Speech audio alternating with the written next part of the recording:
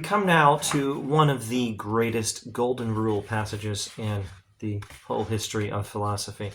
This is Kant's Grounding for the Metaphysics of Morals. We're in the second section. In the Hackett translation here, we're on page 32 at the bottom.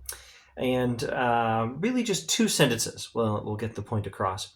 Kant says, "If we now attend to ourselves in any transgression of a duty, we find that we actually do not will that our maxim should become a universal law, because this is impossible for us, but rather that the opposite of this maxim should remain a law universally. We only take the liberty of making an exception to the law for ourselves, or just for this one time, to the advantage of our inclination."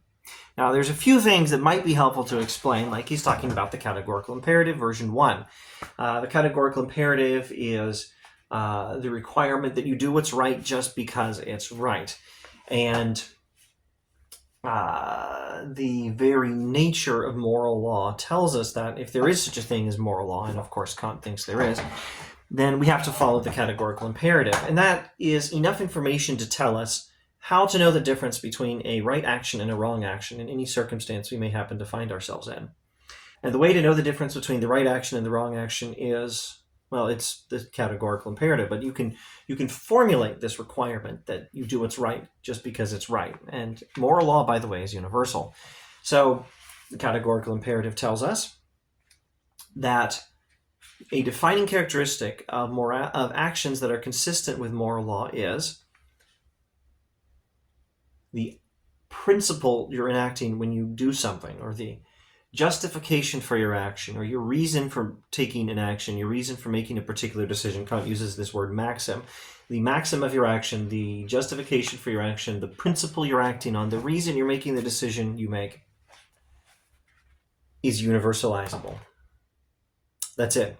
You can know whether an action is right or wrong by knowing whether the reason for the action is something that could be universalized, or that you could, more precisely, that you could wish would be universalized. In other words, you can wish that everyone would act the same way.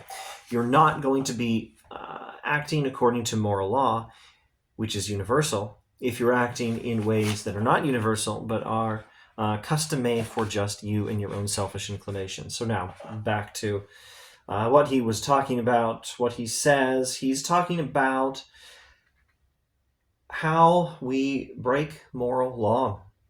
And what he says is, every time we transgress any duty, anytime we fail in any of our obligations, if we pay attention to ourselves, we'll have to admit that what we're doing here is not acting according to principles that we could wish everyone else would act on, but actually wishing that everyone else would act on certain principles, but we're acting on different principles. We're recognizing the legitimacy of some standard, some moral rule that we want everyone else to follow. But we're carving out for ourselves an exception. We're trying to make ourselves an exception to rules we want everyone else to follow. That is the very nature of what it means to violate moral law, to be a jerk. And while I think Kant is actually doing something really useful, something I don't think anyone had done before in the entire history of philosophy, and no one since Kant has done as much as he did. I don't think anyone could possibly have improved on Kant other than by building on Kant. I'm sure that's possible, but also very unusual. Kant is doing some wonderful work here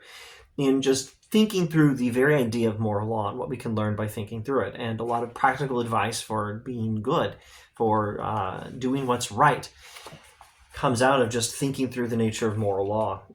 But it's still amazing, even though I think he's doing something highly original, spectacularly brilliant. No one else had done this before.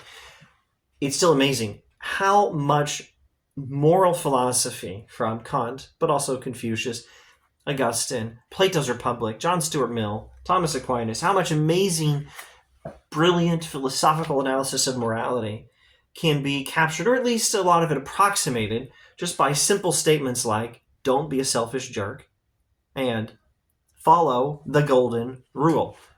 Do to others as you would want them to do to you. Don't expect other people to act according to principles that are useful for you. Well, you want to not act according to those very same principles. That's wrong. Don't do that.